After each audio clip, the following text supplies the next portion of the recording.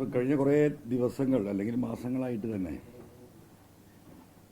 Social മീഡിയയിലും അല്ലാതെയും വലിയ ഒരു നരേഷൻ ഉണ്ടാക്കി ഡെവലപ്പാക്കി വരുന്നതെന്ന് വെച്ചാൽ പി വി അൻവർ ഒരു അഹങ്കാരിയാണ്, പി വി അൻവർ ഒരു ധിക്കാരിയാണ്, പി വി അൻവർ കൊടയിൽ ഒതുങ്ങാത്ത വടിയാണ്. ഇതാണല്ലോ ഇപ്പം നടന്നുകൊണ്ടിരിക്കുന്ന നരേഷൻ. അപ്പോൾ അതൊന്ന് വിശദീകരിക്കപ്പെടേണ്ടതുണ്ട്. വിശദീകരിക്കുന്നത് കേരളത്തിലെ പൊതുസമൂഹത്തിന് മുമ്പിലേക്കാണ്. ജനങ്ങൾക്ക് ഈ കാര്യങ്ങൾ അസസ് ചെയ്യാനുള്ള ഒരു പൊതുസമൂഹം നമ്മുടെ നാട്ടിലുണ്ടല്ലോ. അതുകൊണ്ടാണ് ഇങ്ങനെ ഒരു എന്താ പറയുക, വിശദീകരിക്കേണ്ട ഒരു സാഹചര്യം വരുന്നത്. നമ്മൾ കുറച്ച് പുറകോട്ട് പോകേണ്ടതുണ്ട്. കാരണം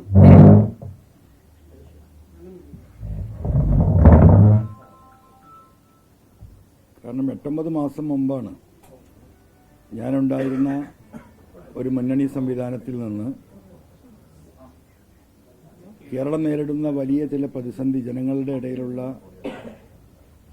ചില പ്രതിസന്ധികളും വരാനിരിക്കുന്ന ഗവൺമെന്റിലെ ADGP അജിത് കുമാർ അടക്കമുള്ള ഒരു വലിയ സംഘം, പോലീസിലെ ഒരു വിഭാഗം RSSുമായി കൂട്ടുചേർന്നുകൊണ്ട് കേരളത്തിൽ നടത്തിക്കൊണ്ടിരിക്കുന്ന ഒട്ടനവധി കാര്യങ്ങൾ, അതുമായി ബന്ധപ്പെട്ട വിഷയങ്ങൾ, ADGPയുടെയും അന്നത്തെ ജില്ലാ പോലീസ് സൂപ്രണ്ടായ സുജിത് ദാസിന്റെയും നേതൃത്വത്തിൽ എയർപോർട്ട് കേന്ദ്രീകരിച്ചുകൊണ്ട് നടക്കുന്ന കള്ളക്കടത്ത്, റിദാൻ ബാസിൽ കേസ്, കോഴിക്കോട് നഗരത്തിൽ നിന്ന് പച്ചാപ്പകൽ കാണാതായ മാമി,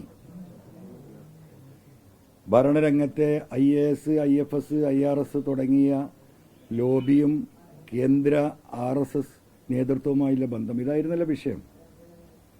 ഇതെല്ലാം പറഞ്ഞുകൊണ്ടാണ്, പ്രതിഷേധിച്ചാണ് ഞാൻ LDFൽ നിന്ന് ഇറങ്ങി വരുന്നത്. ഒരു ഘട്ടത്തിൽ എന്നെ കള്ളക്കടത്തുകാരനായി ചിത്രീകരിക്കപ്പെടുന്ന ഒരവസ്ഥ പോലും ഉണ്ടായി. നിങ്ങൾക്കറിയാം, ബഹുമാനപ്പെട്ട മുഖ്യമന്ത്രിയെ ഈ കള്ളക്കടത്തിന് നേതൃത്വം നൽകിയിരുന്ന ADGP അജിത് കുമാർ തെറ്റിദ്ധരിപ്പിച്ച് ഈ കള്ളക്കടത്തുകാരുടെ പിന്നിൽ പി വി അൻവറാണ് എന്ന് അദ്ദേഹത്തെ ധരിപ്പിച്ചതിന് ശേഷം അദ്ദേഹം അങ്ങനെ ഒരു സ്റ്റേറ്റ്മെന്റ് നടത്തുകയുണ്ടായി. ഞാൻ വിശദീകരിക്കുന്നില്ല. അപ്പോൾ ഞാൻ നിന്നിരുന്ന പ്രസ്ഥാനത്തിൽ എന്നെ കള്ളനാക്കുന്ന ഒരു ഘട്ടം വരുമ്പോഴാണ് നിജസ്ഥിതി കേരളത്തിലെ ജനങ്ങളോട് പറയേണ്ട ബാധ്യത എനിക്ക് വന്നത്. അങ്ങനെയുള്ള കുറച്ച് കാര്യങ്ങളുണ്ട്. അങ്ങനെയാണ് ഞാൻ ആ ഒരു ഘട്ടത്തിൽ മാറി വരുന്നത്. മാറി വന്നതിന് ശേഷം കേരളത്തിലൊരു വലിയ വനനിയമ ഭേദഗതി ബില്ല് വന്നു. ഏറ്റവും കൂടുതൽ രൂക്ഷമായ പ്രശ്നങ്ങൾ, വന്യമൃഗ പ്രശ്നം കേരളത്തിൽ ഉള്ള ഒരു പ്രദേശം കൂടിയാണ് നിലമ്പൂർ. ആ ബില്ല് എന്ന് പറയുന്നത് വനനിയമ ഭേദഗതി ബില്ലായിരുന്നു. ആ ഭേദഗതി ബില്ല് എന്ന് പറയുന്നത് ഇന്ന് ഫോറസ്റ്റ് ഉദ്യോഗസ്ഥന്മാർക്ക് ഒരാളെ അറസ്റ്റ് ചെയ്ത് പോലീസ് സ്റ്റേഷനിൽ ഹാജരാക്കാതെ നേരിട്ട് ഹാജരാക്കാൻ ഉള്ള അധികാരമില്ല. ആയുധങ്ങൾ ഉപയോഗിക്കാനുള്ള അധികാരമില്ല. ഒരു പോലീസ് ഫോഴ്സിന്റെ എല്ലാ ശേഷിയും സംസ്ഥാന ഫോറസ്റ്റ് ഉദ്യോഗസ്ഥർക്ക് നൽകിക്കൊണ്ടുള്ള അമെൻമെന്റ് ആയിരുന്നു അതിലൊരു പ്രധാന ഭാഗം. എന്ന് പറഞ്ഞാൽ ഇന്ന് ഈ മലയോര മേഖലയാകെ ജനങ്ങളും ഫോറസ്റ്റ് ഡിപ്പാർട്ട്മെന്റുമായിട്ട് എന്നും പ്രതിഷേധങ്ങളും പ്രശ്നങ്ങളും സമരങ്ങളുമാണ്. ഒരു മനുഷ്യനെ ആന ചവിട്ടി കൊന്നാൽ അതിന് പ്രതിഷേധിക്കുന്ന മനുഷ്യരെ വീട്ടിൽ പോയി അറസ്റ്റ് ചെയ്ത് മജിസ്ട്രേറ്റിന്റെ മുമ്പിൽ ഹാജരാക്കാതെ DFOയുടെ മുന്നിൽ ഹാജരാക്കി അദ്ദേഹത്തിന്റെ സ്റ്റേറ്റ്മെന്റ് റെക്കോർഡ് ചെയ്ത് നേരിട്ട് റിമാൻഡ് ചെയ്യാനുള്ള എന്താ പറയുക, കാർഡൻ നിയമമായിരുന്നത്. ആ നിയമത്തെ നമ്മൾ എതിർത്തു. ഇന്ന് നമ്മളെ കുടിവെള്ളം തരുന്നത് മുഴുവൻ പുഴകളാണ്. ആ പുഴകൾ ആരംഭിക്കുന്നത് ഒട്ടുമിക്കതും ഫോറസ്റ്റിൽ നിന്നാണ്. അപ്പോൾ ഫോറസ്റ്റിൽ നിന്ന് ആരംഭിക്കുന്ന പുഴയായതുകൊണ്ട് ആ പുഴ അറബിക്കടലിൽ എത്തുന്നത് വരെയുള്ള ആ വെള്ളത്തിന്റെ അവകാശം ഫോറസ്റ്റ് ഡിപ്പാർട്ട്മെന്റിന് കൈമാറുന്നതായിരുന്നു അതിലെ മറ്റൊരു വലിയ വിഷയം. അത് കൈമാറപ്പെട്ടാൽ നമുക്ക് ഇന്നിപ്പോൾ ഒരാൾക്കും ഒരു തുള്ളി കുടിവെള്ളം എടുക്കാൻ പോലും പുഴയിൽ നിന്ന് സാധിക്കില്ല. ഇവിടുത്തെ ഗ്രാമപഞ്ചായത്തുകളും മുനിസിപ്പാലിറ്റിയും പല സ്ഥലങ്ങളിലും കോർപ്പറേഷൻ ഉൾപ്പെടെ ഉപയോഗിക്കുന്ന വെള്ളം എന്ന് പറഞ്ഞാൽ പുഴകളിലെ വെള്ളമാണ്. അതിന്റെ മുകളിൽ റെസ്ട്രിക്ഷൻസ് വരും. അതിൽ നിന്ന് ഫോറസ്റ്റിന്റെ NOC വേണ്ടി വരും. എന്ന് പറഞ്ഞാൽ കുടിവെള്ളത്തിന് പോലും റേഷൻ കടയെ സമീപിക്കേണ്ട അവസ്ഥയിലേക്ക് കേരളം എത്തുന്ന അത്രയും ജനവിരുദ്ധമായിട്ടുണ്ടായിരുന്ന ഒരു ബില്ലായിരുന്നു. അതിന് നമ്മൾ ശക്തമായി എതിർത്തു. അതിനെ എതിർക്കുന്നതും ഇങ്ങനെ ഒരു ബില്ല് വരുന്നുണ്ട് എന്നും കേരളത്തിലെ ജനങ്ങളോട് അന്ന് ഞാനാണ് വിളിച്ചു പറയുന്നത്. ആ ബില്ല് പബ്ലിഷ് ചെയ്തില്ല, പത്രത്തിൽ പരസ്യം ചെയ്തില്ല, ജനങ്ങളോടുള്ള അതിനുള്ള പ്രതികരണം തേടിയില്ല. ഗസറ്റിൽ പബ്ലിഷ് ചെയ്തുകൊണ്ട് നിയമസഭ പോലും അറിയാതെ ഒളിച്ചു കടത്തി നിയമസഭയിൽ MLA-മാർ ഉച്ചഭക്ഷണം കഴിക്കുന്ന സമയത്ത് അത് പാസ്സാക്കിയെടുക്കാനുള്ള നിഗൂഢമായ നീക്കത്തെ അന്ന് ആ സമരത്തിലൂടെയാണ് ഞാൻ പൊളിക്കുന്നത്. ആ സമരത്തിൻ്റെ ഭാഗമായിട്ട് നിലമ്പൂരിൽ എത്തുമ്പോഴാണ് DFO ഓഫീസുമായി ബന്ധപ്പെട്ട മണി എന്ന് പറയുന്ന സഹോദരന്, ആദിവാസി സുഹൃത്ത്, അന്നേ ദിവസമാണ് നിലമ്പൂരിൽ ചവിട്ടിക്കൊല്ലുന്നത്. അങ്ങനെയാണ് നമ്മൾ ഫോറസ്റ്റ് ഓഫീസ് ഉപരോധിക്കുന്നത്. ആ ഫോറസ്റ്റ് ഓഫീസ് ഉപരോധിച്ച ആ സമരത്തിൽ അവിടെ ഒരു പ്ലാസ്റ്റിക് സ്റ്റൂളും ഒരു ഗ്ലാസും പൊട്ടിയത് 550 രൂപയുടെ നഷ്ടമാണ്.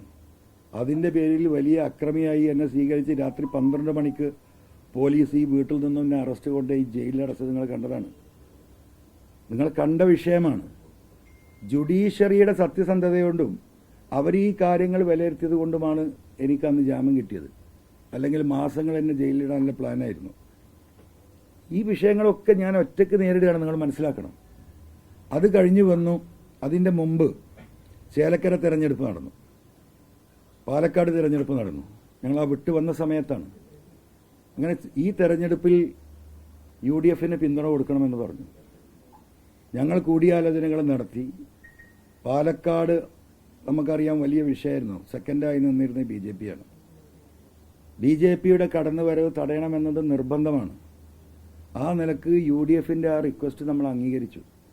ബഹുമാനപ്പെട്ട പ്രതിപക്ഷ നേതാവുമായിട്ട് തന്നെയാണ് ഞാൻ സംസാരിച്ചത്. അങ്ങനെ സംസാരിക്കുകയും അവിടെ പ്രവർത്തന രംഗത്തുണ്ടായിരുന്ന വോട്ട് ചോദിച്ച സ്ഥാനാർത്ഥിയായി മുന്നോട്ട് പോയിക്കൊണ്ടിരുന്ന മിൻഹാജ്, ഞങ്ങളവിടെ വലിയൊരു ജില്ലാ സമ്മേളനം, നിയമസഭാ മണ്ഡലത്തിൽ സമ്മേളനം വിളിച്ചു ചേർത്ത് പ്രകടനമായി വന്ന് പാലക്കാട് സ്റ്റേഡിയത്തിൻ്റെ ആ സൈഡിലുള്ള ഞങ്ങളുടെ പൊതുസമ്മേളനത്തിൽ വെച്ച് മിൻഹാജിനെ ഞങ്ങൾ പിൻവലിക്കുകയും UDF-ന് നമ്മൾ പിന്തുണ കൊടുക്കുകയും ചെയ്തു. അവിടെ വലിയ വോട്ടിനെ അവിടെ വിജയിച്ചു. ഞാൻ ആ വോട്ടിൻ്റെ അവകാശത്തിലേക്കൊന്നും പോകുന്നില്ല. എനിക്കെൻ്റെ ഈ നാടിനെ പോലെ തന്നെ ബന്ധമുള്ള നാടാണ് പാലക്കാട്. അതെല്ലാവർക്കും അതുമായി ബന്ധപ്പെട്ടവർക്ക് അറിയുന്നതാണ്. അവിടെ മിൻഹാജ് എന്ന് പറയുന്ന സ്ഥാനാർത്ഥിയുടെ അവിടുത്തെ പശ്ചാത്തലവും റാവുത്തർ ഫാമിലിയായിരുന്നു. ആ മുനിസിപ്പാലിറ്റിയിലെ ഏറ്റവും കൂടുതൽ മുസ്ലിം കമ്മ്യൂണിറ്റിയിലെ കേരളത്തിൽ തന്നെ ഏറ്റവും കൂടുതലുള്ള റാവുത്തർ സമുദായം താമസിക്കുന്ന സ്ഥലമാണ്. 4000 എന്താ പറയുക കുടുംബ വോട്ട് ഈ റാവുത്തർ ഫാമിലികളുടെ വോട്ടുള്ള സ്ഥലമാണ്. നമ്മൾ പിൻവലിച്ചു കൊടുത്തു, പിന്തുണ കൊടുത്തു. ഒറ്റ കാര്യമുള്ളൂ ഞാൻ അന്ന് പറഞ്ഞിരുന്നത്, ഈ സ്ഥാനാർത്ഥിയെ പിൻവലിച്ചു കഴിഞ്ഞാൽ ആ UDF-ന്റെ ഉത്തരവാദിത്തപ്പെട്ട തെരഞ്ഞെടുപ്പ് പ്രചരണ കമ്മിറ്റിയിൽ അദ്ദേഹത്തിന് ഉൾപ്പെടുത്തണം. ഏറ്റതായിരുന്നു. മിൻഹാജിനെ ഉൾപ്പെടുത്തിയില്ല എന്ന് മാത്രമല്ല, അദ്ദേഹത്തോട് പിന്നെ ഈ പറയുന്ന ലീഡർഷിപ്പിൽ ഒരാൾ പോലും മാന്യമായിട്ടൊന്ന് വിളിച്ചൊരു താങ്ക്സ് പോലും പറഞ്ഞിട്ടില്ല. 2-3 ദിവസം കഴിഞ്ഞപ്പോൾ മിൻഹാജും അവിടുത്തെ നമ്മളെ പ്രവർത്തകരും വിളിച്ച് വലിയ വിഷമം പറഞ്ഞു. ഞാൻ പറഞ്ഞു, സാരല്ല, നമ്മളൊരു നല്ല ഉദ്ദേശത്തിന് വേണ്ടിയിട്ടാണ്, നിങ്ങൾ മുന്നോട്ട് പോവുക, BJP ഇവിടെ അധികാരത്തിൽ വരാൻ പാടില്ല, മറ്റ് കാര്യങ്ങൾ നമുക്ക് സെറ്റിൽ ചെയ്യാൻ കഴിയുമെന്ന് പറഞ്ഞു. അങ്ങനെ തെരഞ്ഞെടുപ്പ് മുന്നോട്ട് പോയി വലിയ വോട്ടിന് വിജയിക്കുകയാണ്. തെരഞ്ഞെടുപ്പ് ദിവസം പാലക്കാട് മുനിസിപ്പാലിറ്റിയിലെ ബൂത്തിലിരിക്കുന്ന UDF-ന്റെ പ്രവർത്തകർക്ക് മുഴുവൻ ബിരിയാണി വെച്ച് കൊണ്ടുപോയി കൊടുക്കുന്നത് ഈ പറയപ്പെടുന്ന സ്ഥാനാർത്ഥിയായിരുന്ന മിൻഹാജും പ്രവർത്തകരുമാണ്. അങ്ങനെ വോട്ടിങ് കഴിഞ്ഞു. ഞാൻ പറഞ്ഞു, റിസൾട്ട് വരുമ്പം നിങ്ങളെ വിളിച്ചവർ താങ്ക്സ് പറയും. റിസൾട്ട് വന്നതിന് ശേഷം പോലും ഒരു വാക്ക് മിൻഹാജിനോട് പറയാൻ ഒരാളും ഉണ്ടായില്ല. അവസാനം മിൻഹാജ് അപമാനിതനായി എൻ്റെ പാർട്ടി വിട്ട് അദ്ദേഹം CPM പോയി ചേർന്ന പ്രവർത്തകർ. അതൊരു ഭാഗം. അത് കഴിഞ്ഞു വയനാട് പാർലമെന്റ് തെരഞ്ഞെടുപ്പ് വന്നു. നിരുപാധിക പിന്തുണ കൊടുത്തു നമ്മൾ. ഈ പാർലമെന്റ് മണ്ഡലത്തിൽ പ്രിയങ്ക ഗാന്ധിക്ക് വോട്ട് വർദ്ധിച്ചതിൽ ഏറ്റവും കൂടുതൽ വോട്ട് വർദ്ധിച്ചത് നിലമ്പൂർ മണ്ഡലത്തിലാണ്.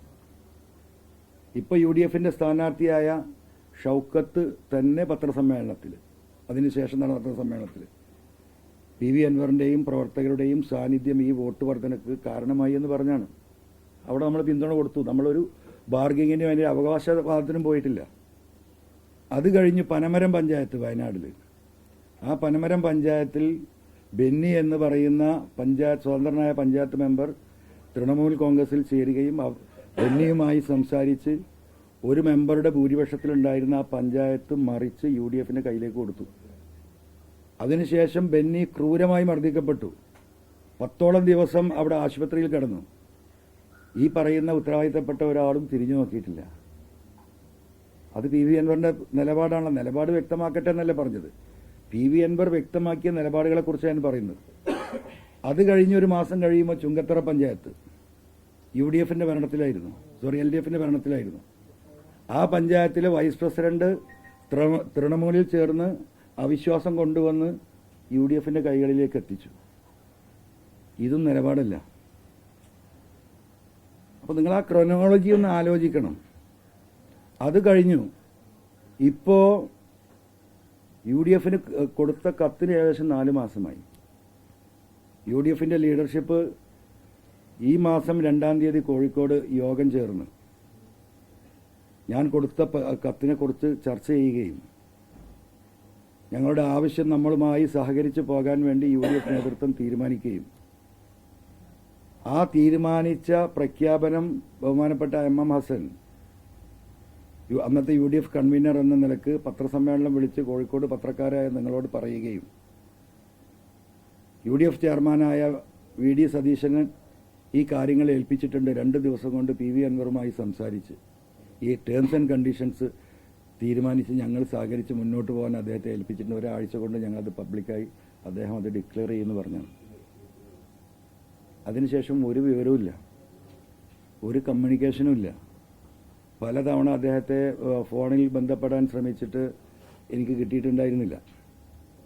പിന്നെ ഈ മാസം 15-ാം തീയതി അദ്ദേഹത്തിൻ്റെയും എൻ്റെയും ഒരു കോമൺ സുഹൃത്തായ എറണാകുളത്തെ ഒരു സുഹൃത്ത് വഴി അദ്ദേഹത്തെ ബന്ധപ്പെടുകയും കഴിഞ്ഞ 15-ാം തീയതി അദ്ദേഹവുമായി ആ സുഹൃത്തിൻ്റെ വീട്ടിൽ വെച്ച് വിശദമായി കാര്യങ്ങൾ സംസാരിക്കുകയും കേരളത്തിലെ രാഷ്ട്രീയത്തെ എങ്ങനെ കൊണ്ടുപോകണമെന്ന ഞങ്ങളുടെ വ്യക്തമായ കാഴ്ചപ്പാടുകൾ 2026 ഈ ഗവൺമെൻറ്റിനെ താഴെ ഇറക്കാൻ എടുക്കേണ്ട നിലപാടുകളും കാഴ്ചപ്പാടുകളും വിശദമായിട്ട് വളരെ ഫ്രീ ആയിട്ട് അദ്ദേഹവുമായി ചർച്ച ചെയ്യുകയും ഉച്ചഭക്ഷണം കഴിച്ച് അവിടുന്ന് പിരിയുന്ന സമയത്ത് ഈ 15-ാം തീയതി ആ സുഹൃത്തിൻ്റെ മുന്നിൽ വെച്ച് ബഹുമാനപ്പെട്ട പ്രതിപക്ഷ നേതാവ് നാളെ അല്ലെങ്കിൽ മറ്റന്നാൾ ഞാൻ ഇത് പത്രസമ്മേളനം വിളിച്ച് പറയും. ഞാൻ അദ്ദേഹത്തോട് പറഞ്ഞു, നിങ്ങൾ പത്രക്കുറിപ്പ് കൊടുത്താൽ മതി. അതല്ല, അത് ഞാൻ തന്നെ പറയണത് നല്ല രീതിയിൽ ആ കാര്യങ്ങൾ എക്സ്പ്ലെയിൻ ചെയ്യേണ്ടതുണ്ട്. അതുകൊണ്ട് ഞാൻ 2 ദിവസത്തിനുള്ളിൽ നാളെ അല്ലെങ്കിൽ മറ്റന്നാൾ എക്സ്പ്ലെയിൻ ചെയ്യുമെന്ന് പറഞ്ഞു. ഇന്നൊരു വിവരമില്ല, എനിക്കൊരു വിവരം ഉണ്ടാവുന്നില്ല. ഞാൻ അതിനിടയിൽ അദ്ദേഹത്തെ കമ്മ്യൂണിക്കേറ്റ് ചെയ്യാൻ ശ്രമിക്കുന്നുണ്ട്. ഈ പറയുന്ന കോൺഗ്രസ് ലീഡർഷിപ്പുമായി ഞാൻ സംസാരിച്ചിട്ടുണ്ട്.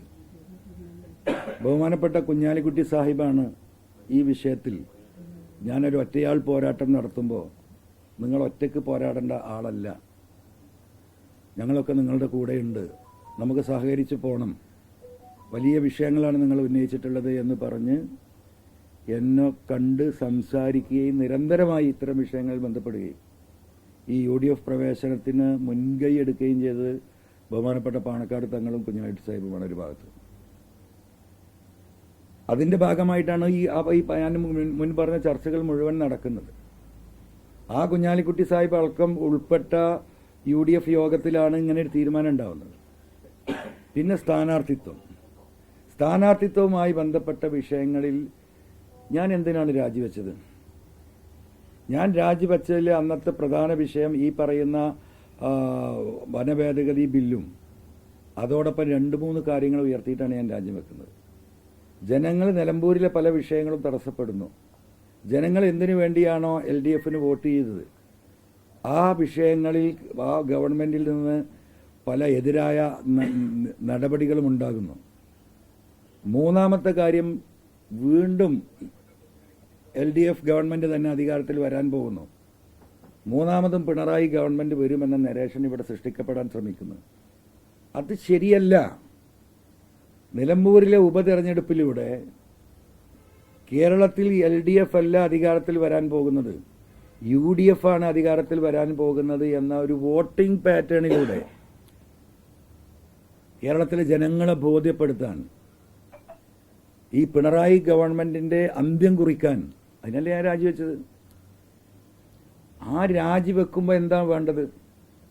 എല്ലാവരും ഒരുമിച്ച് നിന്ന് ഒരു അഭിപ്രായ വ്യത്യാസവുമില്ലാതെ ഈ ലക്ഷ്യത്തിലേക്കുള്ള പ്രയാണമാണല്ലോ UDF ലീഡർഷിപ്പ് തീരുമാനമാക്കേണ്ടത്. അത് ചെയ്യുമെന്നല്ലേ സ്വാഭാവികമായിട്ടും നമ്മൾ കണക്കുകൂട്ടിയിട്ടുള്ളത്. അതിനുതകുന്ന ഒരു സ്ഥാനാർത്ഥിയാവണ്ടേ? ഷൗക്കത്തുമായി വ്യക്തിപരമായ അഭിപ്രായ വ്യത്യാസങ്ങളുണ്ട്. അത് ആ അഭിപ്രായ വ്യത്യാസമൊന്നും ഇപ്പോൾ നമ്മൾ ഏറ്റെടുത്ത ഒരു മിഷന് തടസ്സമേ അല്ല. നിങ്ങൾക്കറിയാം, ഇന്നലെ അദ്ദേഹം ഞാൻ ഒരുമിച്ചാണ് ചോർന്നത് ഒരു കല്യാണ വീട്ടിൽ വെച്ചിട്ട്. ഞങ്ങൾ അത്ര വലിയ എതിർപ്പുണ്ടെങ്കിൽ ആരെങ്കിലും തൊട്ടടുത്ത് പോയിരുന്ന വർഷം നിൽക്കും. ഇഷ്ടംപോലെ സീറ്റ് അവിടെ അല്ലേ? അദ്ദേഹവുമായുള്ള വിഷയം വേറെയാണ്. അത് ഇവിടെ ഇപ്പം ചർച്ച ചെയ്യപ്പെടേണ്ടതല്ല. അത് ചർച്ച ചെയ്യപ്പെടേണ്ട ഘട്ടത്തിൽ അന്ന് നമുക്ക് ചർച്ച ചെയ്യാം. അത് ഇലക്ഷന് മുമ്പാവുമോ പിമ്പാവുമോ അത് ഉണ്ടാവുമോ എന്നൊക്കെ നമുക്ക് പിന്നെ നോക്കാം. ഇപ്പോൾ UDF നിർത്തിയ ഒരു സ്ഥാനാർത്ഥിയെ ഇനി എന്താ പറയുക, ഈ ചർച്ചകൾ നടക്കുമ്പോൾ അതിൻ്റെ മുകളിലൊരു ചർച്ചയിലേക്ക് ഞാൻ കിടക്കുന്നില്ല.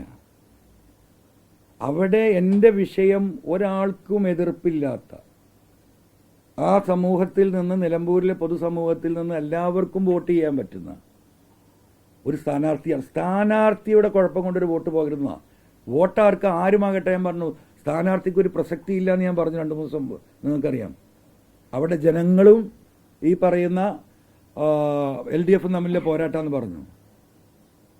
അപ്പോൾ ആ സ്ഥാനാർത്ഥിയുടെ ഒരു കുഴപ്പം കൊണ്ട്, അല്ലെങ്കിൽ അദ്ദേഹത്തിൻ്റെ എന്തെങ്കിലും പ്രയാസം കൊണ്ട് ഒരു വോട്ട് പോകരുതെന്ന് ഞാൻ ഉദ്ദേശിച്ചുള്ളൂ. ഇനിയിപ്പോൾ വേറൊരു സ്ഥാനാർത്ഥിനെ തീരുമാനിക്കപ്പെടുമ്പോഴും ആ സ്ഥാനാർത്ഥിക്കും ചില പരിമിതികളൊക്കെ ഉണ്ടാവും. സ്വാഭാവികമാണ്, മനുഷ്യ സഹജമാണ്. അപ്പോൾ ഇപ്പോൾ എന്താ പറയുന്നത്, അൻവർ അധിക പ്രസംഗിയാണ്. ഞാൻ എവിടെയാണ് അധിക പ്രസംഗം നടത്തിയത്? സ്ഥാനാർത്ഥിയെ തീരുമാനിക്കപ്പെടുന്നത് വരെ എൻ്റെ ധാരണ എന്താ, പൊതുസമൂഹത്തിൻ്റെ ധാരണ എന്താ? UDFൻ്റെ സ്ഥാനാർത്ഥി ഉണ്ടാവും, മോശം ഉണ്ടാവില്ല. ഞാൻ വീട്ടിലേക്ക് കയറി വരുമ്പോൾ നിങ്ങൾ പുറത്ത് നിൽക്കുന്നുണ്ട്. നിങ്ങൾ ചോദിച്ചു ഷൗക്കത്തിനെ പ്രഖ്യാപിച്ചല്ലേ സ്ഥാനാർത്ഥിയായിട്ട്, എന്താ നിങ്ങളുടെ അഭിപ്രായം? എനിക്ക് വ്യക്തിപരമായ അഭിപ്രായ വ്യത്യാസമുണ്ട്, അത് ഞാൻ പറഞ്ഞു. അതെൻ്റെ വ്യക്തിപരമായ അഭിപ്രായ വ്യത്യാസം, അതില്ലാന്ന് എനിക്ക് പറയാൻ കഴിയില്ല. എനിക്ക് ഈ വളച്ച് പറയാനും തിരിച്ചു പറയാനും ഒന്നും സാധിക്കില്ല. ഇനിയിപ്പോൾ ഒരു വടിയാണ് അവിടെ UDF നിർത്തിയിട്ടുള്ളത്. ആ UDFൻ്റെ ഭാഗമാണെങ്കിൽ എനിക്കെന്താ പ്രയാസം? ആ UDFൻ്റെ ഭാഗമായി അതിനോടൊപ്പം നിൽക്കാൻ. ഇവിടെ വിഷയം ഈ ഗവൺമെൻറ്റിനെ താഴെ ഇറക്കാനുള്ള ഒരു തെരഞ്ഞെടുപ്പ് റിസൾട്ട്, ഒരു 25,000-30,000 വോട്ടിനോട് ജയിക്കുമെന്ന് ഞാൻ പറഞ്ഞു. അവിടെ തന്നെ ഞാൻ ഇപ്പോഴും നിൽക്കുന്നത്. അതിന് ഉതകുന്ന രീതിയിലെ കാര്യങ്ങൾ നടത്തണം. അപ്പോൾ ഒരു സഹകരണ മുന്നണിയാക്കാമെന്ന് പറഞ്ഞു. അതിന് സമ്മതിച്ചു. സഹകരണ മുന്നണി അറിയാം, നിങ്ങൾക്കറിയാം. ബസ്സിലെ ആ സ്റ്റെപ്പിൽ കയറിയുന്ന ക്ലീനറെ കൂടെ നിന്ന് പോകണത് മതി, പ്രശ്നമില്ല. നമ്മൾ ചെറിയ പാർട്ടിയല്ലേ, നമ്മൾ വളരെ ചെറിയ പാർട്ടിയാണല്ലോ. അതിനും നമ്മൾ സമ്മതിച്ചു. അതെങ്കിലും ഒന്ന് പൊതുസമൂഹത്തോട് പറയണ്ടേ? ഇന്നലെ അദ്ദേഹം പറഞ്ഞു അൻവർ വ്യക്തമാക്കട്ടെ. ഇത്രയും വ്യക്തമാക്കിയതാണല്ലോ, ഇനി എന്താ ഞാൻ വ്യക്തമാക്കേണ്ടത്? ഈ കഴിഞ്ഞ 3-4 മാസമായി ഒരു മനുഷ്യൻ്റെയും ഒരു പാർട്ടിയുടെയും എന്നെ വസ്ത്രാക്ഷേപം നടത്തിയിട്ട് എന്താ തെരുവിലേക്ക് വിട്ടിരിക്കുക അല്ലേ? ഇന്നലെ എന്താ ചെയ്തത്? വസ്ത്രാക്ഷേപം നടത്തി തെരുവിൽ വിട്ട് എൻ്റെ മുഖത്തേക്ക് ചളിവാരി എറിയണം. നിങ്ങൾ കാണുന്നുണ്ടല്ലോ എല്ലാം. ഇന്നലെ അദ്ദേഹത്തിൻ്റെ തീരുമാനം എന്താ? എന്നെ ദയാവാദത്തിന് വിട്ടിരിക്കുകയാണ്. ദയാവാദം. എന്ത് തെറ്റാ ഞാൻ ചെയ്തത്? അതും കൂടെ ഒന്ന് വിശദീകരിക്കണ്ടേ? നിങ്ങൾക്കറിയോ, ഈ മലപ്പുറം ജില്ലയിൽ 1,86,000 ചെറുപ്പക്കാരും മിഡിൽ ഏജിലായിട്ടുള്ള ആളുകളും പാസ്പോർട്ട് എടുക്കാനും ഉള്ള പാസ്പോർട്ട് പുതുക്കാനും കഴിയാതിരിക്കുക. എന്താ അറിയോ? ഈ സുജിത്താസും അജിത് കുമാറും ഉണ്ടാക്കി പോയ കേസുകൾ, പെറ്റി കേസുകൾ. ബൈക്കിൽ 3 ആൾ പോയതിന്, ഹെൽമെറ്റ് ഇല്ലാത്തതിന്, വണ്ടി പാർക്ക് ചെയ്തതിന് 1,86,000-ഓളം. അത് ഞാൻ ചൂണ്ടിക്കാണിച്ചതാണോ ഞാൻ ചെയ്ത തെറ്റ്? ഈ മലയോര മേഖലയിലെ ഈ മനുഷ്യന്മാരനുഭവിക്കുന്ന പ്രശ്നം, ആ നിയമ ഭേദഗതി ബില്ല് അതിനെതിരെ എതിർത്ത് ജയിലിൽ പോയതാണോ ഞാൻ ചെയ്ത തെറ്റ്? അതുപോലെ വിശദീകരിക്കപ്പെടണം. ഒരു ജില്ലയാകെ ഏറ്റവും വലിയ വർഗീയവാദികളും വിഘടനവാദികളുമായി രാജ്യത്തിൻ്റെ മുന്നിൽ, രാജ്യത്തിൻ്റെ പാർലമെന്റിൽ അവതരിപ്പിക്കാൻ RSSനോടൊപ്പം കൂട്ടുചേർന്ന് നിന്ന അജിത് കുമാർ ആ വിഷയം കേരളത്തിൻ്റെ സമൂഹത്തിൻ്റെ മുമ്പിലേക്ക് പറഞ്ഞതാണോ ഞാൻ വിഷയം? ഇതാണല്ലോ PV അൻവർ അധിക പ്രസംഗിയല്ലേ? ജനങ്ങൾക്ക് വേണ്ടി പറയുമ്പോൾ ഞാൻ അധിക പ്രസംഗിയാണ്. ജനങ്ങൾ ആലോചിക്കട്ടെ. ജനങ്ങളാണ് ഇതിൽ തീരും. ഞാൻ എന്ത് അധിക പ്രസംഗമാണെങ്കിൽ എനിക്ക് ഇനിയും അത് പറയേണ്ടി വരും. ജനങ്ങൾക്ക് വേണ്ടി ആണ് ഞാൻ സംസാരിച്ചത്. ഇപ്പോൾ ഒരു എന്താ പറയുക, നിയമസഭാ സാമാജികനാകാൻ വേണ്ടിയിട്ടുള്ള വെപ്രാളാണല്ലോ നമ്മൾ ഈ കണ്ടുകൊണ്ടിരിക്കണല്ലേ. ഉള്ളത് ഞാൻ എന്താ പറയുക സമൂഹത്തിൻ്റെ മുമ്പിലേക്ക് വലിച്ചെറിഞ്ഞു പോകുന്നതിനാണ്. അധികാരമുണ്ടെങ്കിൽ എനിക്ക് അവിടെ നിന്നാൽ മതിയല്ലോ. സുജിത് അർസ് എന്ന് പറയുന്ന IPS ഓഫീസർ എൻ്റെ കാല് പിടിക്കുന്നത് നിങ്ങൾ കേട്ടതാണല്ലോ. സാറേ 30 കൊല്ലം എനിക്ക് ഇനിയും സർവീസ് ഉണ്ട്, സാറിൻ്റെ കൂടെ ഞാനുണ്ടാവും, സാറ് പറയുന്ന എന്ത് ജോലി ഞാൻ ചെയ്യും, ദയവായി എന്നെ ഉപദ്രവിക്കരുത്, ആ മരക്കേസ് മരം പോയ നിങ്ങൾ കൊടുത്ത പരാതി ദയവായി ഒന്ന് പിൻവലിക്കണം. അല്ലേ? എന്തെല്ലാം ഇട്ടെറിഞ്ഞു ഞാൻ. എൻ്റെ ജീവന് വല്ല സംരക്ഷണമുണ്ടോ? ഞാൻ സർവശക്തനായ ദൈവത്തിൽ എന്താ പറയുക അർപ്പിച്ച് നടക്കുന്നവരായതുകൊണ്ടാണ് ഞാൻ ഈ ഭൂമി കൂടെ എപ്പോഴും നടക്കുന്നത്. 4 ഗവൺമെന്റ്മാരുണ്ടായിരുന്നു, പിൻവലിച്ചില്ലേ? വീടിന് സംരക്ഷണം ഉണ്ടായിരുന്നു, പിൻവലിച്ചില്ലേ? എന്തെല്ലാം ഞാൻ നേരിടുന്നുണ്ട്. 3-4 സ്റ്റാഫിന് സർക്കാർ ശമ്പളം കൊടുക്കുന്നുണ്ടായിരുന്നു, എല്ലാം പോയില്ലേ? എന്തിനേറെ പറയുന്ന എൻ്റെ പാർക്ക് വിഷയം നിങ്ങൾക്കറിയാം. അത് 5-6 കൊല്ലം കേസ് കൂടി സുപ്രീം കോടതി നടക്കും. കേസ് കൂടി ജിയോളജിക്കൽ സർവേ ഓഫ് ഇന്ത്യയിലെ ഏറ്റവും വലിയ അതോറിറ്റിയാണ് ഭൂമി സംബന്ധമായി പറയേണ്ടത്. ആ ജിയോളജിക്കൽ സർവേ ഓഫ് ഇന്ത്യ ഇവിടെ വന്ന് സർവേ നടത്തി ഇതിനൊരു കുഴപ്പമില്ല എന്ന് പറഞ്ഞ് കേരളത്തിലെ ഡിസാസ്റ്റർ മാനേജ്മെൻറ്റിന് റിപ്പോർട്ട് കൊടുത്തിട്ട് ആ റിപ്പോർട്ടിൻ്റെ അടിയിൽ ആ പാർക്ക് പ്രവർത്തിക്കാൻ ഫംഗ്ഷൻ ചെയ്യാൻ ഡിസാസ്റ്റർ മാനേജ്മെൻറ്റിൻ്റെ മന്ത്രി കൂടിയാണ് ബഹുമാനപ്പെട്ട മുഖ്യമന്ത്രി, അദ്ദേഹത്തിൻ്റെ ഒരു സിഗ്നേച്ചർ മതി. ആ ഫയൽ മേശപ്പുറത്ത് കിടക്കുമ്പോഴാണ് ഈ പ്രശ്നങ്ങൾ ഉണ്ടാക്കണം. എനിക്കെന്താ 4 ദിവസം മാറിക്കൂടെയിരുന്നോ? 4 ദിവസം കഴിഞ്ഞിട്ട് എനിക്ക് പറഞ്ഞാൽ മതിയായിരുന്നല്ലോ, ആ ഒപ്പിട്ട് വാങ്ങിയിട്ട്. ഇനി എന്താ നഷ്ടപ്പെടാൻ ബാക്കി? ഈ കാര്യങ്ങൾ മുഴുവൻ നമ്മൾ സഹിക്കുകയാണ്. 28 കേസുണ്ട് PV അൻവറിൻ്റെ പേരിൽ. അറിയുകൾ എങ്ങനെ 28 കേസുണ്ടായത്? ഈ ഗവൺമെൻറ്റിനെതിരെ പറഞ്ഞ് ഇറങ്ങിയതിന് ശേഷം ഈ പറയുന്ന ആർക്കെങ്കിലും ഒരു കേസുണ്ടോ? ഒറ്റ കേസ്. P ശശി കൊടുത്ത തലശ്ശേരിയിലെ കേസ് വിചാരണ ആരംഭിച്ചു. കഴിഞ്ഞ 17-ാം തീയതി എനിക്ക് പോകാൻ പറ്റിയിട്ടില്ല, ലീവ് കൊടുത്തിരിക്കുകയാണ്. അപ്പോൾ ഇതെല്ലാം അനുഭവിച്ച് നിൽക്കുകയാണ്. അപ്പോൾ ഇപ്പോഴും ഞാൻ നയം വ്യക്തമാക്കിയിട്ടില്ല, മനസ്സിലായില്ലേ? കാല് പിടിക്കുമ്പോൾ മുഖത്ത് ചവിട്ടുക എന്ന് പറഞ്ഞില്ലേ? അപ്പം ഞാൻ ഈ കാല് പിടിക്കാനില്ല. ഞാൻ ഈ കാല് പിടിച്ചിരുന്ന കേരളത്തിലെ ജനങ്ങൾക്ക് വേണ്ടിയാണ്. എനിക്ക് ഒരു അധികാരവും വേണ്ട. അങ്ങനെയൊക്കെ ഉണ്ടല്ലോ ഒരു തെറ്റിദ്ധാരണ. എന്താ പറയുക, ചില ആളുകളുടെ ധാരണ കത്രികപ്പൂട്ട് എന്ന് പറയും നമ്മൾ പണ്ടത്തെ ആളുകൾ. ഇങ്ങനെ കുടിക്കിയാൽ ഇവിടെ പിണറായി ആണല്ലോ, അപ്പോൾ ഇവിടുന്ന് ഒരു ഇതാണ് കത്രികപ്പൂട്ട്. ഈ കത്രികപ്പൂട്ടിൽ ഇട്ടിട്ട് ഇങ്ങനെ ആക്കിയാൽ ആരായാലും എന്തെങ്കിലും പറയല്ലോ, സഹായിക്കും. അത് പറയണോ? അങ്ങനെ വിചാരിക്കേണ്ടവർ PV അൻവർ ഈ മനുഷ്യനെ ഞാൻ ഭൂമിയിലിരിക്കാനാ ഉദ്ദേശിക്കുന്നത്. ഉയർന്ന പീഠത്തിൽ ഇരിക്കാൻ ആഗ്രഹമുള്ളവരുണ്ടാവും. ആ പീഠത്തിന് ചവിട്ട് കൊടുത്ത് ഇറങ്ങിപ്പോന്നവനാ ഞാൻ, അല്ലേ? നിലമ്പൂരിലെ ജനങ്ങൾക്കറിയാലോ, നിലമ്പൂരിലെ ജനങ്ങൾക്കറിയല്ലോ, കേരളത്തിലെ ജനങ്ങൾക്കറിയാലോ. ഞാൻ ഈ പറയുന്ന ആശയത്തിൻ്റെ പിന്നിൽ ലക്ഷക്കണക്കിന് ആളുകളുണ്ട്. അവരെ നിങ്ങൾ കാണൂല. അവരെ പോളിംഗ് ബൂത്തിൽ എത്തുമ്പോഴേ കാണുള്ളൂ. അവർ പ്രാർത്ഥനയിൽ അവർക്ക് മിണ്ടാൻ കഴിയില്ല. കാരണം അവർ ആശ്രിതരാണ്. ജീവിതത്തിൻ്റെ അറ്റം മുട്ടിക്കാൻ പ്രയാസപ്പെടുന്ന പാവപ്പെട്ട മനുഷ്യരാണ്. അതിലെല്ലാ ജാതിയും എല്ലാ മതവും എല്ലാ രാഷ്ട്രീയക്കാരും ഉണ്ട്. അവരുടെ പ്രാർത്ഥനയും എന്താ പറയുക, അവരുടെ മാനസിക സപ്പോർട്ടാണ് മുന്നോട്ട് പോകുന്നത്. ഈ ഗവൺമെൻറ്റിനെതിരെ വസ്തുനിഷ്ഠമായിട്ട് ഇത്രയും കാര്യങ്ങൾ ജനങ്ങളുടെ മുന്നിൽ ബോധ്യപ്പെടുത്താൻ ആർക്കാ സാധിച്ചിട്ടുള്ളത്? നിങ്ങൾക്കൊന്ന് സത്യസന്ധമായ ആലോചിച്ചേക്ക്. ഇവിടെ ഇപ്പം ഇന്ന് ചർച്ച ചെയ്യപ്പെടുന്ന പിണറായിസം അടക്കം മിനിഞ്ഞാന്ന് ഞാൻ പത്രസമ്മേളനം നടത്തിയല്ലോ. നാഷണൽ ഹൈവേ കേരളത്തിൽ ഇന്ത്യയിലെ ചരിത്രത്തിൽ ആദ്യമായിട്ട് നാഷണൽ ഹൈവേക്ക് പൈസ കൊടുത്തത് ഞങ്ങളൊരു ഗവൺമെൻറ്റായി എന്ന് പറഞ്ഞാണ് നിരന്തരമായി ഇവിടെ വാദം നടത്തി പ്രചരണം നടത്തിക്കൊണ്ടിരിക്കുന്നത്. മിനിഞ്ഞാന്ന് ആ കടലാസ് ഞാൻ തരുമ്പോഴല്ലേ കേരളത്തിലെ ഇന്ത്യയിലെ 13 സംസ്ഥാനങ്ങൾ 50%, 100% കൊടുത്തു തരണം. ഈ പറയുന്ന ഉത്തരവാദിത്തപ്പെട്ടവരൊക്കെ ഒരു കടലാസേറ്റ് വന്ന ജനങ്ങളെ ബോധ്യപ്പെടുത്താൻ. ഈ സർക്കാരിൻ്റെ മോശപ്പെട്ട എല്ലാ പ്രവർത്തികളും എന്ത് മോശപ്പെട്ടത് എന്താണെന്നൊന്ന് പറയണ്ടേ? ഇവിടെ പ്രോഗ്രസ് റിപ്പോർട്ട് ഇറക്കി. ആരാ കൗണ്ടർ ചെയ്തത്? എന്തെല്ലാം കൗണ്ടർ ചെയ്യാൻ അതിലുണ്ട്? ഇതിനൊന്നും ആർക്കും സമയമില്ല. എല്ലാ തീരുമാനത്തിൻ്റെയും അടിസ്ഥാനം വേറെയാണ്. ഞാൻ ഇപ്പം പറയുന്നില്ല, പറയേണ്ട ഘട്ടം വരും. അപ്പം ഇനി ഞാൻ എന്ത് ചെയ്യണം? കേരളത്തിൽ ജനങ്ങൾ പറയട്ടെ. അപ്പം എനിക്ക് ഇനി ഈ കാര്യങ്ങൾ സംസാരിക്കാനുള്ളത്, ഈ പറയുന്ന കോൺഗ്രസിൻ്റെ ഒരു വലിയ നേതാവ് ഇവിടെ ഉണ്ടല്ലോ, അതാരാ? K C Venugopal. നിങ്ങൾക്കറിയാം. അദ്ദേഹമായി ഈ വിഷയം ഈ രീതിയിൽ ഇതുവരെ ഞാൻ പങ്കുവച്ചിട്ടില്ല. എനിക്കിനി അദ്ദേഹത്തിലെ പ്രതീക്ഷ.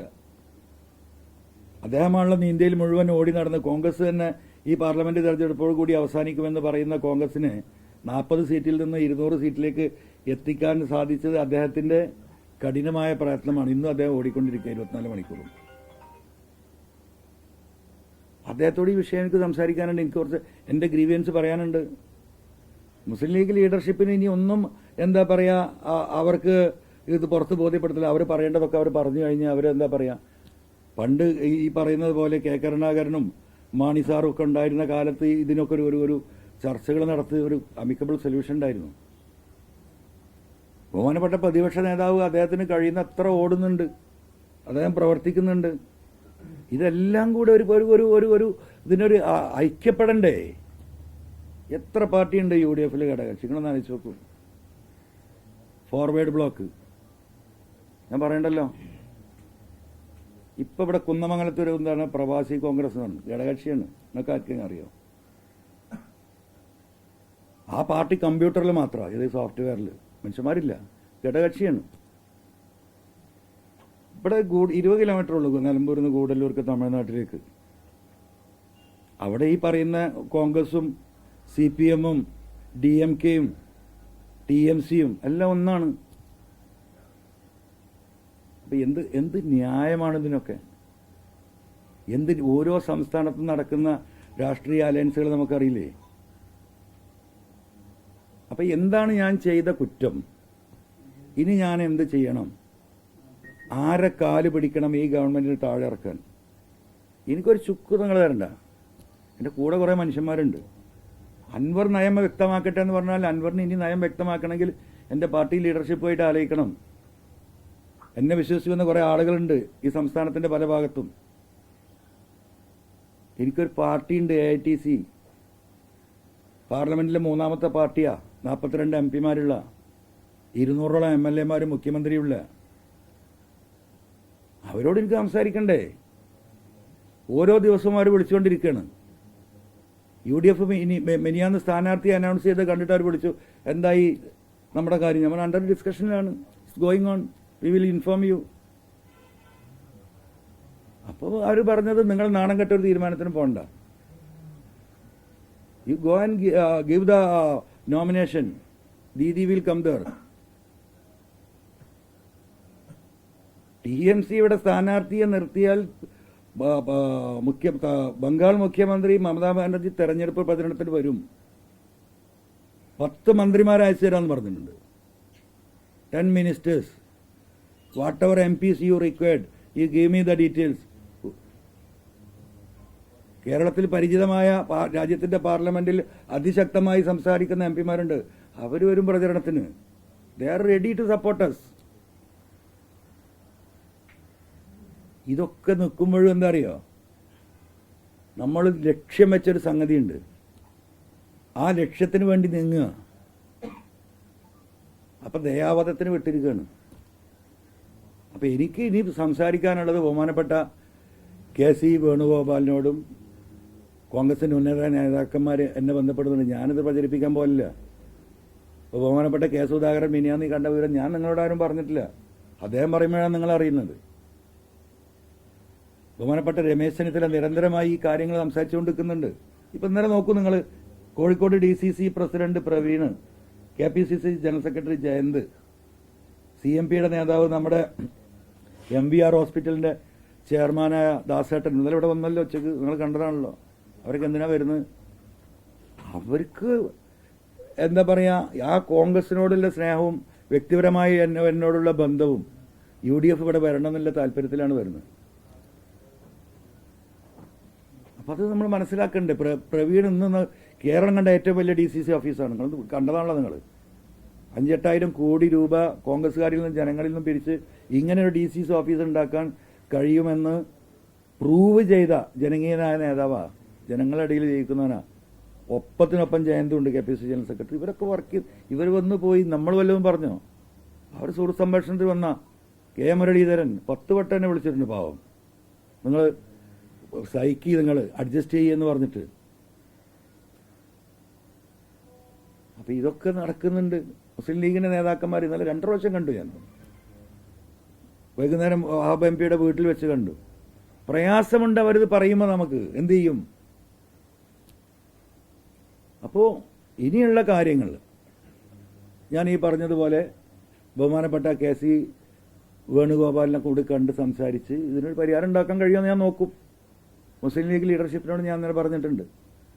അങ്ങനെ ഒരു പരിഹാരം, മാന്യതയൊന്നും വേണ്ട. നമ്മൾ അഴിച്ചുവിട്ട മുണ്ടും ഷർട്ടൊക്കെ ഉണ്ടല്ലോ, നഗ്നനായി നടക്കാണല്ലോ PV എന്നത്, അതൊന്നും ഉടുക്കാൻ. അപ്പൊ നോക്കാം നമുക്ക്.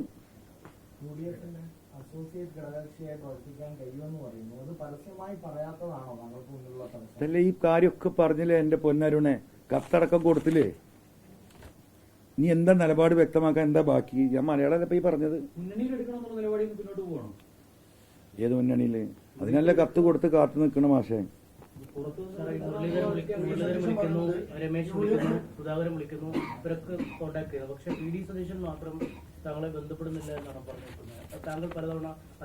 ഞാനൊന്ന് ചോദിക്കട്ടെ, അദ്ദേഹത്തെ ആണല്ലോ UDF ചുമതലപ്പെടുത്തിയിട്ടുള്ളത് എന്നോട് സംസാരിക്കാൻ. അപ്പം എന്നോട് അദ്ദേഹം സംസാരിച്ചിട്ടുണ്ട്. ആ സംസാരിച്ച കാര്യം പുറത്തു പറയണ്ടേ? അതിനാണല്ലോ അദ്ദേഹത്തെ ഡിക്ലെയർ ചെയ്യാനാണല്ലോ അദ്ദേഹത്തെ ഏൽപ്പിച്ചത്. ഈ നിമിഷം വരെ ഇല്ലല്ലോ. ഒരുപാട് പേര് ഈ മണ്ഡലത്തിലുണ്ടെന്ന് പറഞ്ഞു. എല്ലാവർക്കും അറിയേണ്ട ഒരു കാര്യം, താങ്കൾ നിലമ്പൂരിൽ മത്സരിക്കുന്നു. അതൊക്കെ അത് 2 ദിവസം കഴിഞ്ഞിട്ടേ പറയാൻ പറ്റുള്ളൂ. ഞങ്ങളുടെ നാളെ സ്റ്റേറ്റ് എക്സിക്യൂട്ടീവ് ഉണ്ട്, മറ്റന്നാൾ സ്റ്റേറ്റ് കമ്മിറ്റി ഉണ്ട്. അതിലെ തീരുമാനം, അതിന്റെ മുമ്പ് ഈ പറയുന്ന കേസുമായി ബന്ധപ്പെടാൻ ഞാൻ പരിശ്രമിക്കുന്നുണ്ട്. കേസിൽ പ്രതീക്ഷയുണ്ട്. കേസിൽ പ്രതീക്ഷ ഇല്ലാതിരിക്കുന്നത് എങ്ങനെയാ? ഈ ഇന്ത്യയിലെ മുഴുവൻ പാർട്ടി വിഷയങ്ങൾ മുഴുവൻ സെറ്റിൽ ചെയ്ത് കോൺഗ്രസിനൊരു മുഖം ഉണ്ടാക്കി കൊടുത്തു അദ്ദേഹം, അല്ലേ? അദ്ദേഹത്തിന് നല്ല ലീഡർഷിപ്പ് ക്വാളിറ്റി ഉണ്ടല്ലോ. അദ്ദേഹത്തിന് പ്രതീക്ഷയുണ്ട്, അദ്ദേഹമായിട്ട് സംസാരിക്കും. ഇല്ല, ഈ വിഷയവുമായി ബന്ധപ്പെടാൻ കഴിഞ്ഞിട്ടില്ല. ഇല്ല, ഞാനിപ്പോൾ ശ്രമിക്കുന്നു. ഞാൻ അത് കഴിഞ്ഞിട്ട് അദ്ദേഹത്തെ ബന്ധപ്പെടാൻ ശ്രമിക്കുള്ളൂ. അദ്ദേഹത്തെ ബന്ധപ്പെടാൻ എനിക്കൊരു പ്രയാസമില്ല. ഇപ്പൊ ഈ പറയുന്നത് പോലെ രമേശ് ചെന്നിത്തല യൂത്ത് കോൺഗ്രസിന്റെ സംസ്ഥാന പ്രസിഡന്റ് ആകുമ്പോഴാണ് ഞാൻ സംസ്ഥാന ജില്ലാ വൈസ് പ്രസിഡന്റ് ആവുന്നത്. KCയുടെ കൂടെ 5 വർഷം ഞാൻ യൂത്ത് കോൺഗ്രസിന്റെ മലപ്പുറം ജില്ലാ വൈസ് പ്രസിഡന്റ് ആയിട്ടുണ്ട്. അന്ന് അദ്ദേഹം സ്റ്റേറ്റ് പ്രസിഡന്റാണ്. അദ്ദേഹം KSU സ്റ്റേറ്റ് പ്രസിഡന്റ് ആകുന്ന സമയത്ത് KSU എന്താ പറയുക, മമ്പാട് കോളേജുമായി ബന്ധപ്പെട്ട് അദ്ദേഹത്തോട് നിൽക്കുന്നുണ്ട്. അദ്ദേഹത്തിന് നല്ല, ഇവരോടൊക്കെ ഉള്ള നല്ല സൗഹൃദം ഉള്ള വ്യക്തി തന്നെയാണ് ഞാൻ. എനിക്ക് എന്താ പറയാ, പ്രതിപക്ഷ നേതാവുമായിട്ടുള്ള പൊളിറ്റിക്കൽ ബന്ധം വളരെ കുറവാണ്. കാരണം അദ്ദേഹം 2001 MLA ആയിട്ട് വരുന്നത്. നമ്മൾ 2004, 2005 കൂടിയിട്ട് എന്തായി, DICയും ബാക്കിയുള്ളതായിട്ട് അവിടുന്ന് പോരുന്നുണ്ട്. അപ്പം 80 തൊട്ട് 2001 വരെയല്ലേ 20 കൊല്ലത്തെ ആ കാലഘട്ടത്തിലുള്ള ബന്ധങ്ങളാണ്. അന്ന് അദ്ദേഹം സജീവ രാഷ്ട്രീയത്തിലില്ല. അദ്ദേഹം 2001 തെരഞ്ഞെടുപ്പോട് കൂടിയിട്ടാണ് പ്രധാന രാഷ്ട്രീയത്തിലേക്ക് വരുന്നത്. ആ സമയമാകുമ്പോഴേക്ക് എന്തായി, നമ്മൾ ഇപ്പുറത്ത് എത്തിയിട്ടുണ്ട്. അല്ല, അതിന് UDF തീരുമാനിക്കട്ടെ, നമുക്ക് നോക്കാം. അതുപോലെ തന്നെ ആര്യാടനും പിന്തുണ പ്രഖ്യാപിക്കട്ടെ, മത്സരം പിന്തുണ പ്രഖ്യാപിക്കട്ടെ. അതിനുശേഷം അല്ല, അത് ഞാൻ KC സംസാരിക്കട്ടെ. രമേശ് ചെന്നിത്തലയും KS ബാലനോടൊപ്പം നിരന്തരം സംസാരിക്കുന്നു പറയുന്നു. അപ്പോൾ പലതവണ ഈ കത്ത് കൊടുത്തു, സംസാരിച്ചു, ഈ നിലപാട് വ്യക്തമാക്കാൻ VD സതീശനോട്. അപ്പൊ അദ്ദേഹം വ്യക്തമായിട്ട് തീരുമാനമായിട്ട് തോന്നുന്നുണ്ട്. UDF ഒരു തീരുമാനമല്ലാന്ന് തോന്നുന്നുണ്ട്. ആര്? VD സതീശൻ ഒന്നും പറയുന്നില്ല. അല്ല, അതിനെ പറ്റിയൊന്നും ഞാൻ പറയാനില്ല. എനിക്ക് ഇനി ബഹുമാനപ്പെട്ട KCയെ കണ്ടതിന് ശേഷം അതിനെക്കുറിച്ച് ഞാൻ കമന്റ് ചെയ്യുള്ളൂ. അല്ല, മത്സരിക്കാൻ നോമിനേഷൻ കൊടുക്കാൻ 2-ാം തീയതി വരെ സമയമുണ്ടല്ലോ.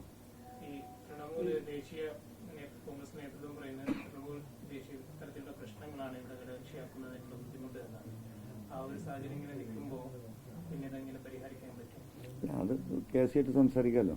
അതാണല്ലോ ഇപ്പൊ ഞാൻ പറഞ്ഞത്. ഇപ്പൊ ഈ ഫോർവേഡ് ബ്ലോക്ക് അടക്കം പല സംഘടനകളും അപ്പുറത്ത് നിൽക്കുന്നൊക്കെ ഇവിടെ ഒരുമിച്ചുണ്ടല്ലോ, അല്ലേ? എന്താണ്, ഒരു പ്രവാസി കോൺഗ്രസ് അടക്കം. അപ്പൊ അതിലും താഴെയാണോ PV അൻവർ? അതാണല്ലോ അതിന്റെ അടിസ്ഥാനം. മാർക്കറ്റിൽ കൂട്ടാനേ പറ്റാത്ത ചൊറിയും ചിരങ്ങും പിടിച്ചെടുത്തനല്ലേ, അല്ലേ? അതാണല്ലോ. ആയിക്കോട്ടെ, അങ്ങനെയാണോ ഞാൻ എന്ന് എനിക്ക് കേസിനോടൊന്ന് ചോദിക്കണ്ടേ? അങ്ങ് പ്രതീക്ഷിച്ച ഒരു കൺക്ലൂഷൻ എന്ന് പറയുന്നത് UDF-മായി സഹകരിപ്പിക്കാം എന്നൊരു പരസ്യമായ അനൗൺസ്മെന്റ് കോൺഗ്രസിന്റെ ഭാഗത്തുനിന്ന്. അതൊക്കെ ഞാൻ ഇനി ആ കാര്യത്തിൽ എനിക്ക് എന്തെങ്കിലും ഫൈനലായിട്ടുള്ളൊരു ഡിസിഷൻ എടുക്കണമെങ്കിൽ KCയുമായി സംസാരിച്ചതിന് ശേഷമേ ഞാൻ അതിന്റെ മുകളിൽ തീരുമാനം എടുക്കും. 15-ാം തീയതി വി ഡി സതീഷനുമായി കൂടിക്കാഴ്ച നടത്തി നാളെ അല്ലെങ്കിൽ മറ്റന്നാൾ അതിന്റെ ഒരു പ്രഖ്യാപന ഡിക്ലറേഷൻ നടത്താമെന്ന് വി ഡി സതീഷന് ഉറപ്പ് നൽകിയെന്ന് പറയുന്നു. പിന്നെ എന്തുകൊണ്ടാണ് വി ഡി സതീശൻ അതിൽ നിന്ന് പിന്നോട്ട് പോയെന്ന് കരുതുന്നത്? ഞാൻ പറഞ്ഞു വിശദീകരിക്കാം. അത് വിശദീകരിക്കേണ്ട ഘട്ടം ചിലപ്പോൾ വരും, ചിലപ്പോൾ വരും. മനസ്സിലായോ? എങ്ങനെ ഷൗക്കത്ത് സ്ഥാനാർത്ഥിയായി എന്നും എന്തുകൊണ്ട് സ്ഥാനാർത്ഥിയായി എന്നും PV അൻവറിനത് ഡിക്ലെയർ ചെയ്യാത്ത എന്താണെന്നൊക്കെ എനിക്കറിയാം. ഞാനിത് പറഞ്ഞ് കുളങ്ങരക്കാൻ നിൽക്കുന്നില്ല. വസ്തുതകൾ വെച്ചിട്ട് ഞാൻ സംസാരിക്കും കേരളത്തിലെ ജനങ്ങളോട്. ഇപ്പോൾ എന്താണെന്നറിയോ, അത് നമ്മൾ ചെയ്യുന്നത് ശരിയല്ല. കേരളത്തിലൊരു പൊതുസമൂഹം ഈ ഗവൺമെന്റിനെ താഴെ ഇറക്കാൻ വേണ്ടിയിട്ട് പട്ടിണി കിടന്ന് പണിയെടുക്കുന്ന മുസ്ലിം ലീഗിന്റെ പ്രവർത്തകരും കോൺഗ്രസിന്റെ പ്രവർത്തകരും മറ്റു സംഘടനാ പ്രവർത്തകരും ഇവിടെ ഉണ്ട്. അവർ വലിയ നിരാശയിലും വേദനയിലാണ്. അവരുടെ നെഞ്ചത്തി ചവിട്ടാൻ ഞാൻ ഇപ്പില്ല. അതിന് വില കൽപ്പിക്കുന്നവനാണ് ഞാൻ സാധാരണക്കാരായ പ്രവർത്തകർക്ക്, UDFന്റെ പ്രവർത്തകർക്ക്. അതുകൊണ്ട് ഞാൻ ഇപ്പോൾ ഒന്നും ഞാൻ പറയുന്നില്ല. പറയേണ്ട ഘട്ടം വന്നാൽ എന്തുകൊണ്ടാണ് ഷൗക്കത്ത് സ്ഥാനാർത്ഥി ആവരുത് എന്ന് ഞാൻ പറഞ്ഞതും അതിന്റെ പ്രത്യാഘാതം എന്താണെന്നും എങ്ങനെയാണ് സ്ഥാനാർത്ഥി ആയതെന്നും ബഹുമാനപ്പെട്ട പ്രതിപക്ഷ നേതാവിനെ ആരാണ് പറ്റിച്ചതെന്നും അത് എങ്ങനെയാണ് പറ്റിച്ചതെന്നും ഒക്കെ പറയേണ്ട ഒരു ഘട്ടം വരുമ്പോൾ നോക്കാം. ഇത് പ്രതിപക്ഷ നേതാവ് മാത്രമല്ല, ഇതിലൊക്കെ ഒരു ഒറ്റ മിനിറ്റ് ഞാൻ എന്താ ഇത് ഒരു പ്രതിപക്ഷ നേതാവ് ഒരു കുറ്റക്കാരനാവുന്ന അവസ്ഥയിലേക്ക് കാര്യങ്ങൾ പോകണ്ട. അദ്ദേഹം ഇതിൽ പൂർണ്ണമായും കുറ്റക്കാരനെന്ന അഭിപ്രായം എനിക്കില്ല. അദ്ദേഹത്തെ ഈ കുഴിയിൽ കൊണ്ടുപോയി ചാടിച്ച 1-2 ആളുകളുണ്ട്. മനസ്സിലായില്ലേ? അത് ചർച്ച ചെയ്യപ്പെടേണ്ട ഒരു മേഖല വരുമ്പോൾ ഞാൻ നിലമ്പൂരിലെ ജനങ്ങളോട് പറയുന്നു, നിലമ്പൂരിലെ ജനങ്ങൾക്ക് എന്നെ വേണ്ടെങ്കിൽ വേണ്ട, ഈ സാധുക്കൾക്ക് വേണ്ടി, ഈ മനുഷ്യർക്ക് വേണ്ടി, ഈ സമൂഹത്തിന് വേണ്ടിയിട്ട്, ഈ സമുദായത്തിന് വേണ്ടി സംസാരിച്ചിട്ടാണല്ലോ ഈ കോലത്തിൽ ഞാനായത്. ആ ജനങ്ങളോടാണ് എനിക്ക് ഇനിയും സംസാരിക്കാനുള്ളത്. അങ്ങനെ ഒരു ഘട്ടം വരുമ്പം പറയും. അത് ജനങ്ങൾ തീരുമാനിച്ചോട്ടെ. KCയുമായുള്ള ചർച്ചകൾ ഉൾപ്പെടെ ഒരു തീരുമാനത്തിലെത്തിയില്ലെങ്കിൽ മത്സരിക്കാനാണ് തീരുമാനം. ഒരു സംശയം കരുതണ്ട. TMCയുടെ സ്ഥാനാർത്ഥി ഉണ്ടാവും, മത്സരിക്കും. മമതാ ബാനർജി വരും, അവരുടെ മന്ത്രിമാർ വരും, അവരുടെ MP-മാർ വരും. പൊളിറ്റിക്സ് പച്ചയായിട്ട് നമ്മൾ പറയും, ജനങ്ങളുമായി സംവദിക്കും. ഒരു തർക്ക കാര്യത്തിലില്ല. അല്ല, UDFൽ എടുത്തില്ലെങ്കിൽ മാത്രമല്ല, KCയുമായി സംസാരിച്ചതിന് ശേഷം ബഹുമാനപ്പെട്ട KC എന്ത് തീരുമാനമെടുക്കുന്നു, ഞങ്ങളോട് നീതി പുലർത്തുകയാണെങ്കിൽ, അതല്ല ചൊറി പിടിച്ച അൻവറിനെ വേണ്ട എന്നാണ് അവരുടെ തീരുമാനമെങ്കിൽ ഞാൻ ജനങ്ങളിലേക്ക് ഇറങ്ങും, ജനങ്ങളോട് പറയും. പൊന്നാര മാഷേ, ഇതല്ലേ ഈ പറയുന്നത്? നിങ്ങൾ ഈ പറഞ്ഞെന്നെ പറയിക്കല്ലേ? കേസിനെ കണ്ടിട്ട് പറയുന്നില്ലേ? തന്നിരുന്നു. നിങ്ങൾ ആരെയും സ്ഥാനാർത്ഥിയാക്കി നിങ്ങളെ നിലപാടിൽ ഉറച്ചു നിൽക്കല്ലേ? പബ്ലിക്കിന്റെ ഇടയിൽ ഞങ്ങൾക്ക്, കോൺഗ്രസിന്റെ ഇടയിൽ ഞങ്ങൾക്ക് പ്രശ്നമുണ്ട്. നിങ്ങൾ ഡിക്റ്റേറ്റ് ചെയ്ത പോലെയായി. ഞാൻ ഒരിക്കലും അങ്ങനെ ഉദ്ദേശിച്ചല്ല, പക്ഷെ അങ്ങനെ ആയിപ്പോയി. അങ്ങനെയാണല്ലോ ഇപ്പം ഇന്നത്തെ നമ്മളെ സോഷ്യൽ മീഡിയയും സംവിധാനങ്ങളും. അതുകൊണ്ടാണ് ഞാൻ ആവർത്തിച്ച് ഞാൻ പറഞ്ഞുകൊണ്ട് ആരെ തീരുമാനിച്ചാലും ഞാൻ പിന്തുണക്കുമെന്ന്. പക്ഷേ കോൺഗ്രസ് നേതാക്കളിൽ പലരും തന്നെ പറയുന്നത്, ഈ യോഗത്തിലൊക്കെ പറഞ്ഞതും ഔട്ട്സ്പോക്കൺ ആണ് PV അൻവർ. അല്ല, ഔട്ട്സ്പോക്കണിന്റെ കാര്യം ഇപ്പം വിശദീകരിച്ചല്ലോ അല്ലെ? I M an outspoken person, I M speaking for the public. അതാണല്ലോ പ്രശ്നം. ജനങ്ങൾക്ക് വേണ്ടി സംസാരിക്കുന്ന ആളാണ് എന്റെ പ്രശ്നം. അപ്പൊ ഞാൻ ഔട്ട്സ്പോക്കൺ ആണെന്നുള്ളൊരു നരേഷൻ ആരാ ഉണ്ടാക്കി വെക്കുന്നത്?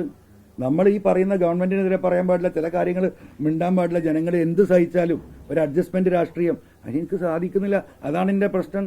Yes, I M A outspoken person. അല്ല, പക്ഷെ അത് മുന്നണിക്കുള്ളിൽ ഒതുങ്ങുമായി. പണ്ട് PC ജോർജിന്റെ അനുഭവം UDFനുള്ളതാണ്. PC ജോർജ് അത് വിട് നിങ്ങൾ. PC ജോർജ് ഞാൻ എന്താ കുറെ കാലമായി നിങ്ങൾ PC ജോർജ് അവന് ഞാനിട്ട് എന്താ ബന്ധം? അല്ല, എന്താ ബന്ധം നിങ്ങൾ പറ. ഞാൻ സംസാരിക്കുന്ന ജനങ്ങൾക്ക് വേണ്ടിയിട്ടാ. PC ജോർജ് സംസാരിക്കുന്ന അവന്റെ കാര്യ. അല്ല, അതൊക്കെ ഇപ്പൊ ഇങ്ങനെ പറയാൻ പറ്റുമോ നമ്മളോട്? ഇനി വേറെ ക്വസ്റ്റ്യൻസ് ഉണ്ടെങ്കിൽ നിർത്തണം. ഞാൻ ഒറ്റ കാര്യം ഞാൻ കൺക്ലൂഡ് ചെയ്യാണ്. ബഹുമാനപ്പെട്ട KC വേണുഗോപാലിൽ ഞാൻ പ്രതീക്ഷ അർപ്പിക്കുന്നു. UDFന്റെ ഘടകകക്ഷി നേതാക്കളിൽ ഞാൻ പ്രതീക്ഷ അർപ്പിക്കുന്നു. കോൺഗ്രസിന്റെ മുതിർന്ന നേതാക്കളിൽ ഞാൻ പ്രതീക്ഷ അർപ്പിക്കുന്നു. ആ UDF സംവിധാനത്തിന്റെ ലീഡർഷിപ്പിൽ ഞാൻ പ്രതീക്ഷ അർപ്പിക്കുന്നു. ആ കാര്യങ്ങൾ ഞാൻ ബഹുമാനപ്പെട്ട KCയും ബഹുമാനപ്പെട്ട തങ്ങൾ സ്ഥലത്തില്ല ബഹുമാനപ്പെട്ട കുഞ്ഞാടി സാഹിബുമായി സംസാരിച്ച് അവസാനമായിട്ട് എന്താണ് ഡിക്ലറേഷൻ എന്നല്ലേ ഞാൻ പറയും.